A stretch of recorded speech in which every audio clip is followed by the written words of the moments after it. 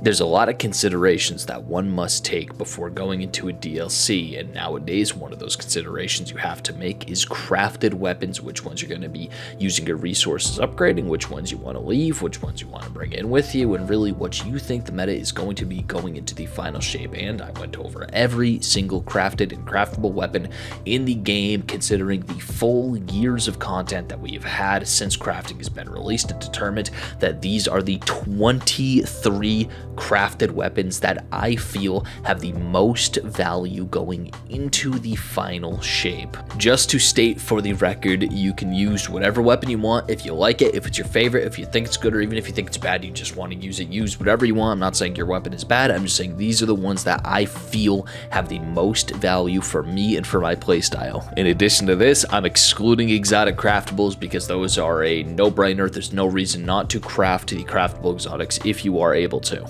I'm also not going to be over why I think that certain options are not viable or not viable for my playstyle. I'm just going over what I think is good for me and what I think I'm going to need to be using in the first week of the new DLC. With all that being said, let's get into my list on what I feel are the 23 most valuable craftable weapons going into the final shape.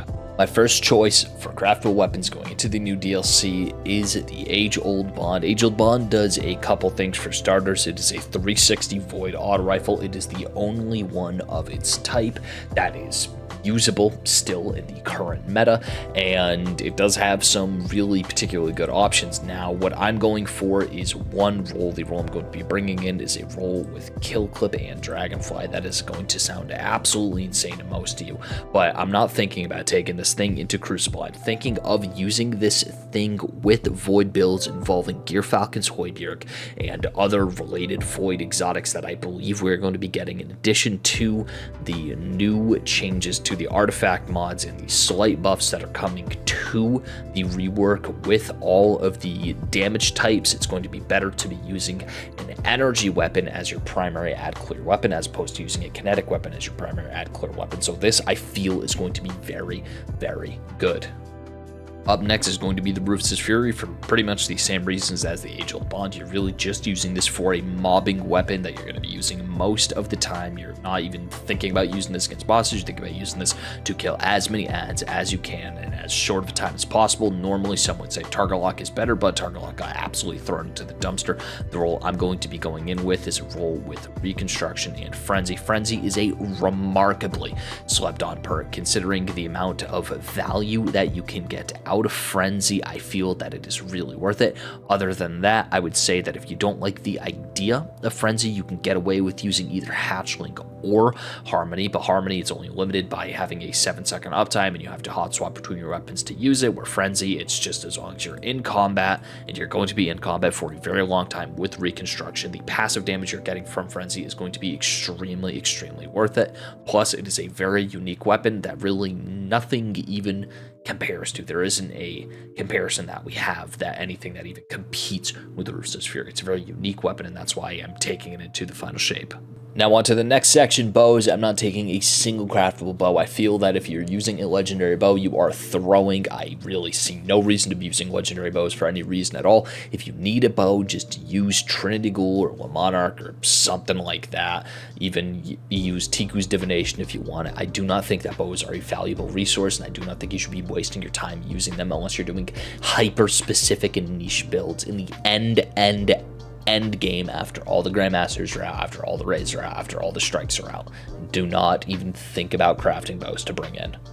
Moving on to my hand cannons, I am including 2 on this list. I do not think I'm going to be using hand cannons as a primary add clear weapon, but it's very, very useful to have something like Zaouli's Bane, rolling it with Incandescent and Explosive Payload. This is probably the best roll you can get on this. It is an amazing, amazing mobbing weapon, good with all your solar builds. You cannot go wrong with Zaouli's Bane. And also, I have slept on Word of Crota in the past. The only reason why I'm bringing it into it is because of slight buffs that the 180 frame hand cannon is going to be getting in the DLC that we found out a couple weeks ago, and it is Void, and as we already know, Void is getting huge new tools in the new sandbox with the artifact mods. Void is going to be very, very good. Like I said, as a hunter mate, I play Void the most, and having a Void weapon to synergize with my Void build is more useful than not having it. Now, when it comes to actual perks to be using on it, it's going to sound a little bit silly, but having Adrenaline Junkie, I know someone just turned off the video the second I said Adrenaline Junkie, but Adrenaline Junkie, Dragonfly, this is the role that I think I'm going to be using. You know, always running 100 discipline, you can never go wrong with Adrenaline Junkie, but the only downside is it lasts for 4.5 seconds.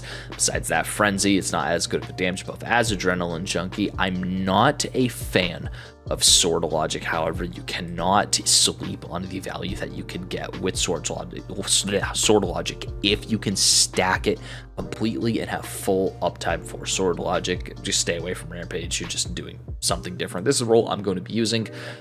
It's really just for mobbing. There's no reason you should be taking this away from bosses, and with the way my Void builds work, having a Void hand cannon like this, it's going to be very, very useful to me. Based on initial damage tests that we have received, and based on the numbers that Bungie is giving us from all of the pre-patch notes, we know that pulse rifles are going to be dominant going into the DLC. We already know that there are several non-craftable pulse rifles that are going to be on top of the world, and you know, craftable pulse rifles are going to be marginally worse, but with those craftable pulse rifles, we have BxR Battler, probably my second or favorite pulse rifle in the entire game. Now, I always have two of these on me at all times. I always have one with some variation of Incandescent and Demolitionist, and I always have Kill Clip on the other side, either Kill Clip or Incandescent, and I'm usually using Demolitionist. Very rarely I use Killing Wind. Killing Wind Incandescent is a role that I do use. You're really just doing it for the bonus stats. It's a super easy mobility, handling, range. It's just a minor stat boost from Killing Wind is super good, but you cannot deny the utility of having Demolitionist. Now, this is just one of the 3 pulse rifles that I think I'm going to be using a lot. One of the other pulse rifles I'm going to be using a lot is Chattering Bone, simply because it is a phenomenal weapon, and it is going to be even better with the damage changes that we are getting. Now, it's a little bit funky. You can get 2 damage perks on it. You can do Kill Clip and Rampage, Kill Clip and Kinetic Tremors, Kill Clip and High Impact Reserves. You get what I mean. I think Kill Clip in Column 3 is a little bit overrated considering the stats that you're getting from Keep Away, but Keep Away stats, how useful are those going to be when, like I said at the beginning of this video, this is mainly just for doing the story and the end game Grandmaster and Day 1 content. You don't need the stats from Keep Away. You need the utility and damage that you get from Kill Clip, and really pick your poison, Harmony, Rampage, High Impact Reserves. I think that I'm going to be using this with Kinetic Tremors. We'll see if I'm going to swap it out for Kinetic Tremors or Kinetic Tremors for anything. I'm going to be stacking Rampage and just doing Rampage, Kill Clip. You get a lot of extra damage from Rampage and Kill Clip. It can get a little bit silly sometimes, especially with the new changes to pulse rifle damage. This thing should be killer. Now, one of the last pulse rifle that I'll be taking, and this one is a little bit silly. I've had this one sitting in my vault for a while, but simply just using Adrenaline Junkie, Demolitionist. Not a lot of good guns are able to get the combination of Demolitionist and Adrenaline Junkie. This is one that I think is going to be good, but of the 23 weapons that I'm bringing in, this is probably going to be the first one that I drop, considering that it's going to be competing with Chattering Bone in the same slot when, you know, my attention is being given to guns. I really don't see the value in this thing other than using niche grenade builds. I mean, I guess you can use Firefly, Stats for All if you really want to. There's not a whole lot of good perks in Column 3 besides Demolitionist, so, you know, it is what it is. For scout rifles, the only scout rifle that I'm bringing in is Trustee. Trustee is just a very, very safe scout rifle. The only downside of Trustee is that it can't get shoot to loot. Normally, you would want to have a scout rifle with shoot to loot. However, we're just foregoing shoot to loot on Trustee for the sake of having a really good, really reliable pulse rifle. I think I'm going to be using Rapid Hit and Incandescent. I haven't decided between Incandescent and High Impact Reserves. However, the problem is you're not really using this thing for damage. If you were, you might consider High Impact Reserves, but it only affects the base magazine size. Anyway, this is what I'm going to be going with. I have 2 sidearms that I'm bringing in. Everybody should be able to see this from a mile away. Drang is spectacular. Incandescent fourth column, nothing else really mattered. Disruption Brick is good. Moving target is usable. Wellspring is a perk, one of the perks of all time.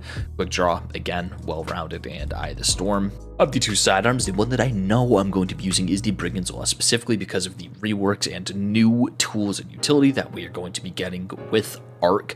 As an Arc Hunter, you know, it's always exciting to be able to pull out the old Arc weapons to be able to synergize with the various bonuses from the Arc subclass.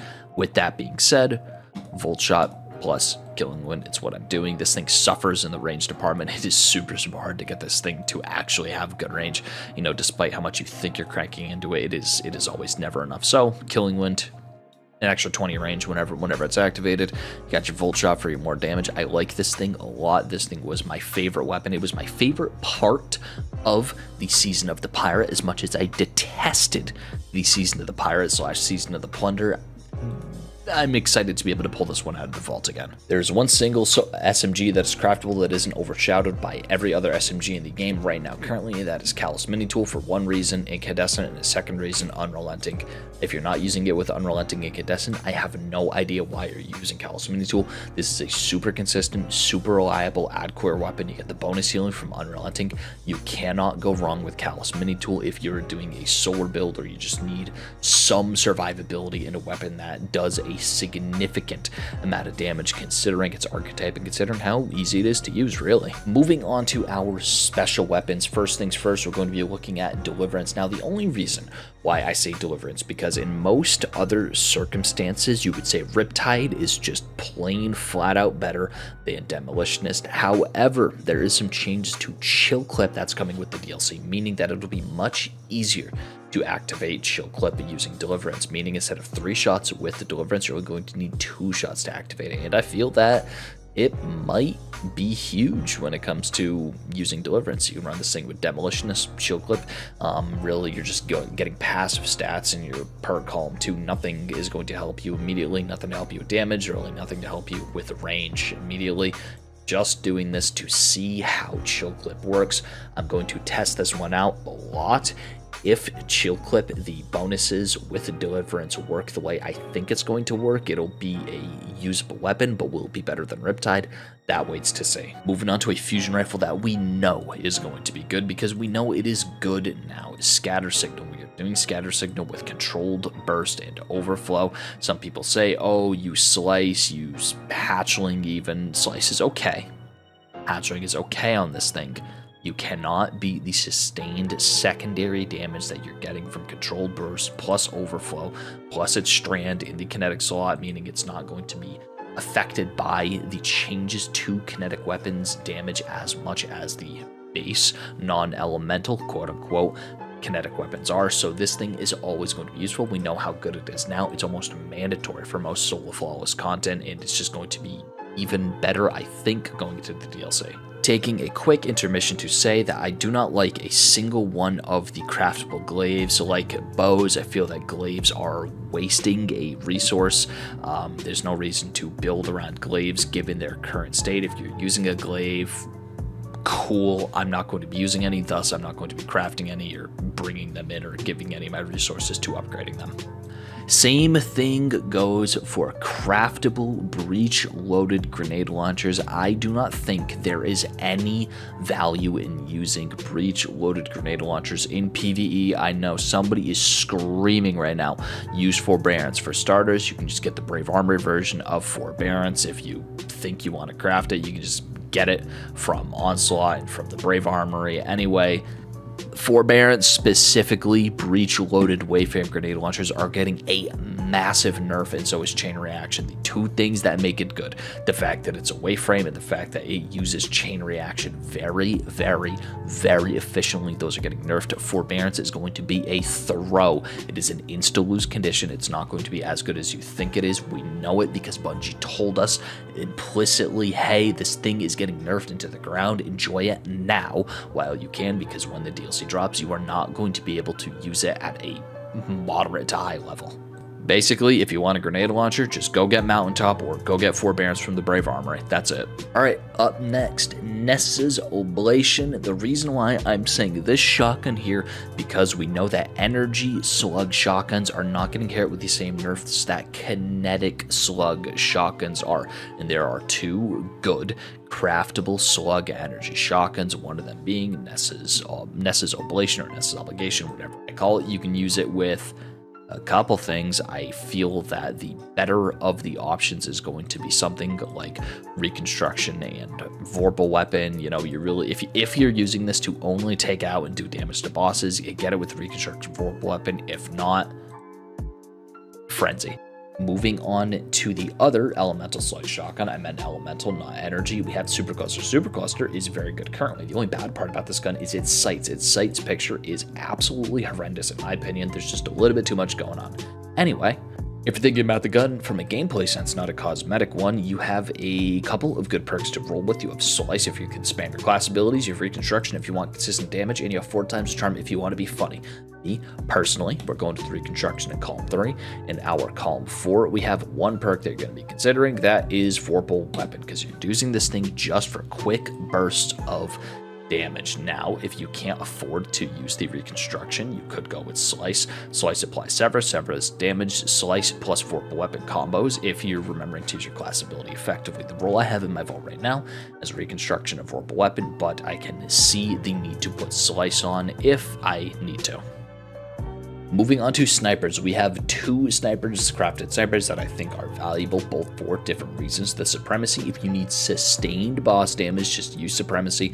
The funny build, rewind rounds, and 4 times the charm if you have a boss that stands still for damage that you need to hit a bunch of crits on really quickly. You're using this for the Supremacy.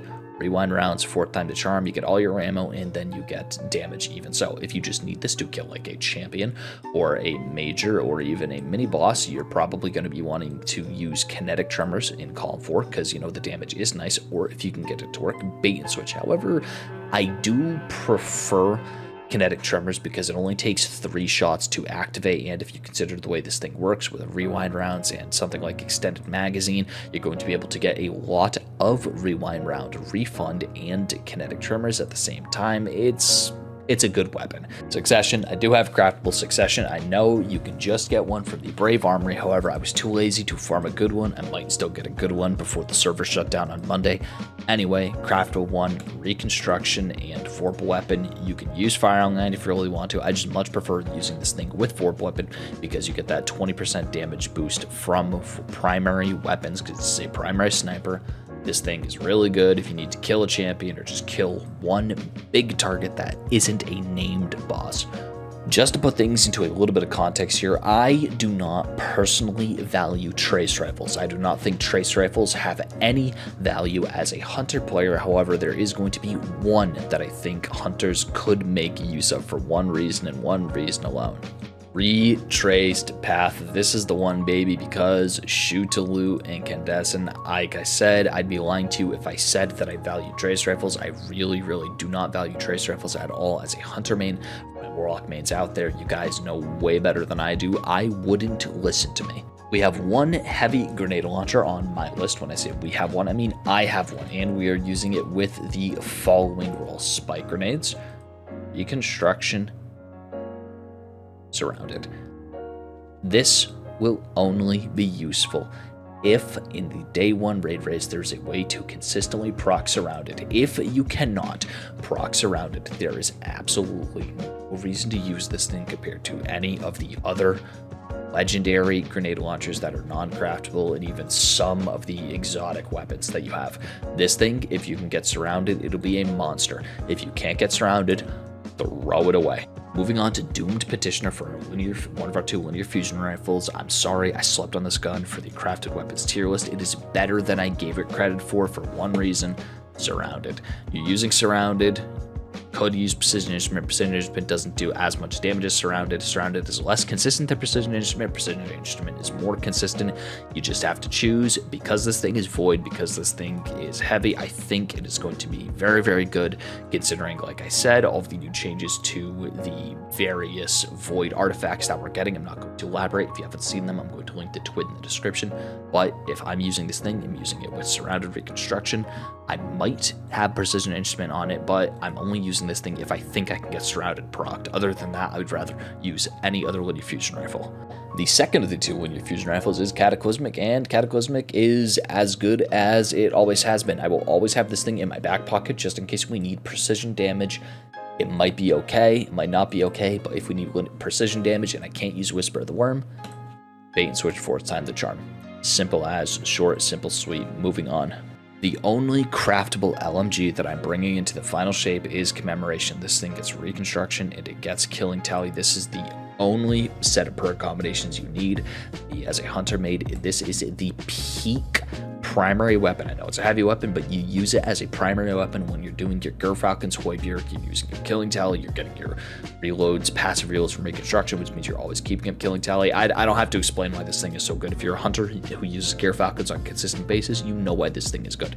Hammerhead is a non-craftable alternative, which is a little bit less consistent than Commemoration, but it definitely does hit harder and for a little bit shorter time. So I like Commemoration, I have it. I'm not that big of a fan of the new Hammerhead, but it does a lot of damage. This is really the only time I'm going to be talking about non-craftable alternatives. But moving on. For craftable rocket launchers, there are many non-craftable rocket launchers that are good, but we're looking at craftable rocket launchers. So Apex Predator, I'm looking at two perks, Reconstruction and Bipod. Some are going to say bait and switch. Bait and switch gives you a lot of damage, but you know, you miss that. If you miss one shot with this, it is very unforgiving. Bipod is a lot more forgiving. That's why I like using it. Explosive Light isn't that good on rocket launchers anymore because it's only giving you 25% increase impact explosive damage. I much prefer just using Bipod. All the damage tests currently that we have support that Bipod and Reconstruction. Having the 4 rockets in Apex Predator at max awareness combined with the impact casing, it just does more damage than anything else, except for when you're in those ideal situations with bait and switch. Now for swords, I don't think swords are good. Falling Guillotine and the Slammer are just better than the craftable swords we have, but half-truths for 1 perk and 1 perk only, everybody already knows it. If I can find it, Eager Edge, that's it. Nothing else matter. Same thing, I'm just not even going to pause the recording. Other half, Eager Edge. Pick your poison. I like other half. Half-truths is good, I just like the purple from other half. If I need an arc sword, I'll put on half-truths, but you're just doing this for Eager Edge.